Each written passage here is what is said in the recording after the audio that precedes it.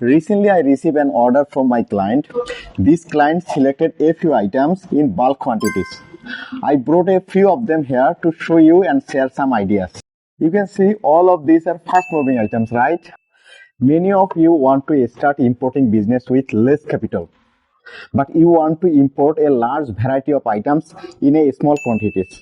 Actually, that increase your shipping cost and unit price. First, research your local market and customer demand. Select a few high demand items from them. This way you can keep your quantities high to get best wholesale price with multiple colors and designs. Contact factories or suppliers from China. Then find a logistic partner who can arrange DDP service for you.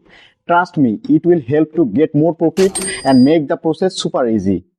No matter you order from me or not, don't hesitate to contact me for any assistance. And follow me and share this video if you found it informative. See you.